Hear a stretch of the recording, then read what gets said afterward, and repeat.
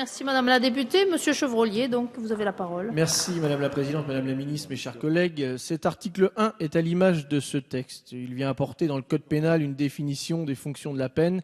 Est-ce nécessaire? On peut en douter. Mais le contenu peut aussi nous inquiéter, car il met sur le même plan la sanction à apporter au condamné et le but de favoriser son amendement, son insertion ou sa réinsertion. On voit donc se profiler les problèmes que vont faire naître ce projet de loi. Madame la ministre, vous partez du principe que la prison donne lieu à la récidive. Il y aurait sûrement moins de récidives si les conditions de détention étaient normales.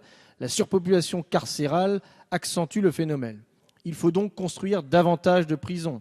30 000 sont nécessaires, vous en proposez seulement 5 000.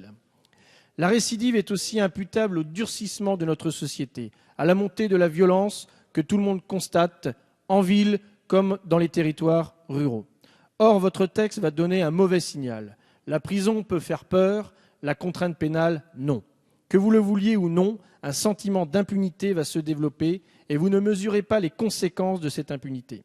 Votre projet est généreux quand il parle de réinsertion, et il est vrai que les sorties sèches sont dommageables, mais avez-vous les moyens de votre politique? Tout le monde reconnaît que non, même le rapporteur de ce texte.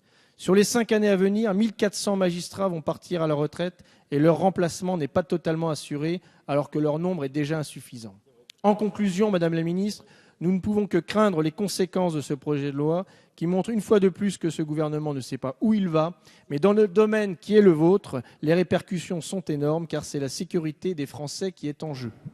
Merci.